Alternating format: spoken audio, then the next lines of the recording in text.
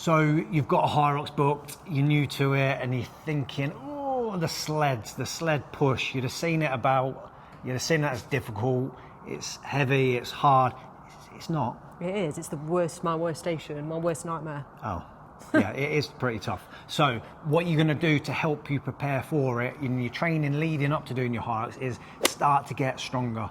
Get strong. Start doing your squats. Start doing single leg stuff as well, because when you're pushing the sled, it is more of a movement. Yeah, it's more of a stepping movement than a driving movement in like with a squat. Doesn't mean don't do things like squats and deadlifts, but get strong at split squats, lunges, back lunges, forward lunges. Done them all. Variations of split squats, front foot elevated, back foot elevated, single leg squats. There's side step ups, front step ups. There's loads of single leg stuff that you can do, which will have a good carryover to the sleds. All I'd say with the sleds though is when you're pushing it, think of it, normally how people will do it, you'll normally push it, say halfway, have a little rest, then go again. So with your strength training, it's more low rep stuff. Most people aren't just doing it all in one go and then having a rest at the end, then going again. Yeah. So if you think how many steps do you take to push it, 6 and a bit meters. Yeah. It isn't loads. So when you're doing your strength stuff, think of actual strength stuff. People get overexcited and push it 12.5 meters and then realise after probably the second one, it's like, oh, honestly, you're burning, aren't you? Yeah, then your people legs get are burning. overexcited all the time. We've seen it so many times. So we've learned to be steady, breathe, 6.25. The time you'll make extra by trying to go that little bit quicker or not having that 2 or 3 seconds rest in the middle, so then you'll make that back up on your next run. If you go into that next run feeling a bit fresher because you haven't overdone it on the sleds. There's no way you'll feel fresh on the next run, but nah, you won't feel fresh, but you won't feel fresh. But what you might feel is not as bad as if you've gone max effort on the sleds and gone, oh, my legs, what am I going to do? I can't run. And then you end up walking for a while. So what you want to do is try and get it where you go, get your legs strong. So you need endurance for stuff that you're doing. You also need to be strong. So think lower reps. Think if you're doing like barbell back lunges, things like 6 each leg. Same with split squats. Start upping the weight a bit rather than thinking, it's a lot I have to do in total. Get stronger at a lower rep range. Yeah, so 6 to 8, did you just say? As a 6 to 8, you can do fives. There's different ranges you can get strong at. Different reps will cause different adaptations in your body. So the lower reps you do, the more it is strength. As you get higher up, it then you push you more towards the endurance side of stuff. So know what you're trying to develop when you start your session. And no matter how good you are at running, after the sled push, you will question your life choices during the event. That's fact. No matter how good you are. But what I found that I got better at was that feeling afterwards of cramping, the soreness, the heaviness.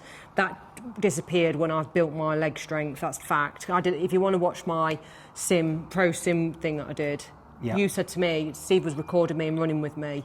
After my sled push, it was hard, and I did it in 6.25, but my legs didn't feel bad on the run.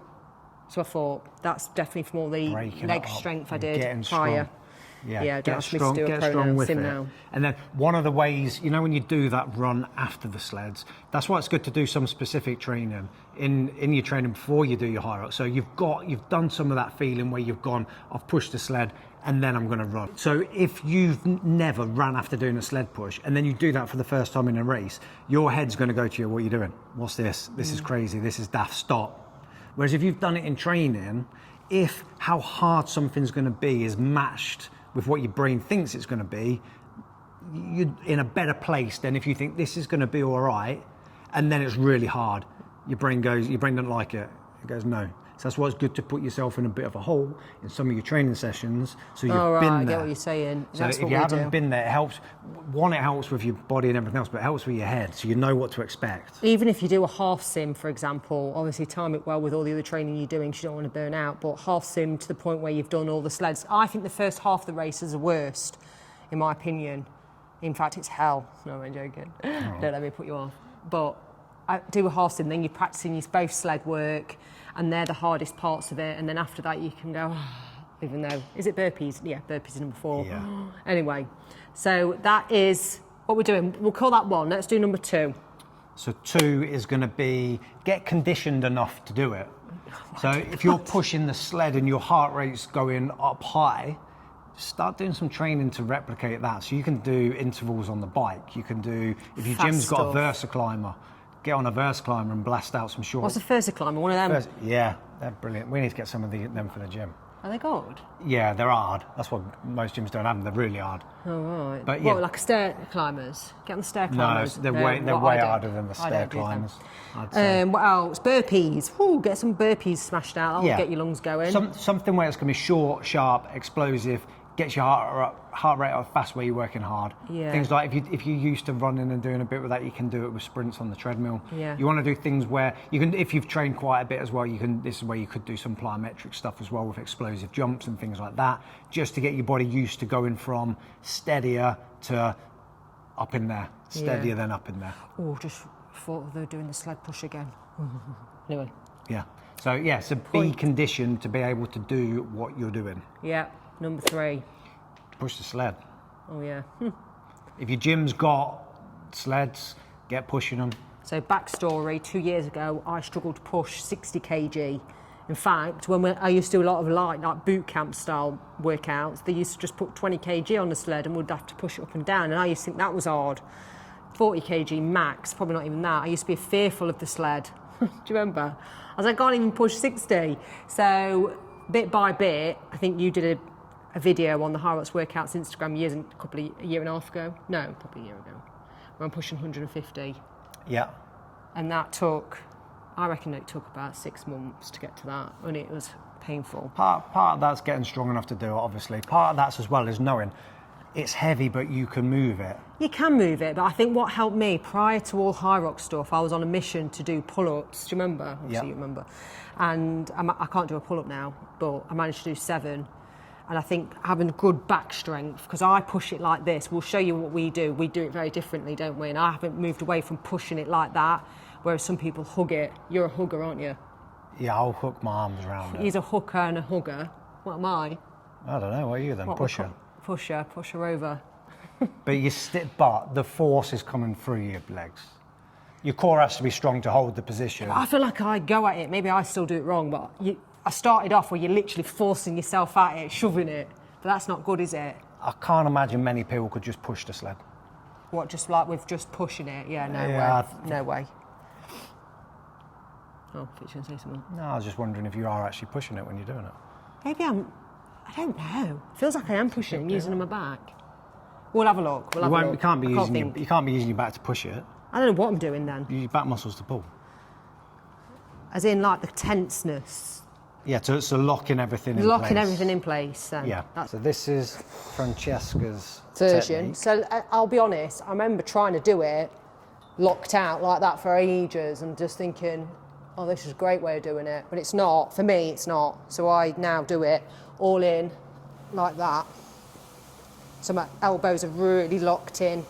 And I just find that technique is just right for me. And I feel like I can carry it quite nicely. So technique for the sled push, try the different ways. See what works best for you. When I first started doing Hyrox, I did it straight arms and then push from there. That was because I found the other way so uncomfortable to do, whereas now I've sort of persisted with the other way. I find the other way a lot easier. So Francesca's way of being there, I find that too all tight in my shoulders. Probably because I haven't got the flexibility in my shoulders. So I'm basically got my forearms on the bars and then driving with my legs from there. Don't that hurt your arms? No, it might have done at first. That's why I think sometimes you just try something, get used to it, get to the movement, find what you find the easiest version for you. And that's an important part of the sled push as well, is the technique that you use and the posture that you have while you're doing it. If you've got your back all bent up and rounded, you're probably not going to last too long doing that technique, because other muscles are going to fail quite quick. Whereas if everything's nice and stacked, and it's like a little bit like, I think, if you in rugby in a scrum and you're pushing them straight through. Oh, I love the back set trying to like get that. Yeah. That drive through. I know some rugby girls that have done it, and they always do the sled push really well because of rugby. Yeah. If you haven't got a sled, we have already created a couple of videos for he hasn't got a sled and we haven't got a sled pull, so do watch those. Yeah, they're in more detail in how to train for the sled push if your gym hasn't got a sled. Yeah, or everyone takes over your sleds when you get there. There's nothing worse than you arriving at the gym and someone's using the sled. So anyway,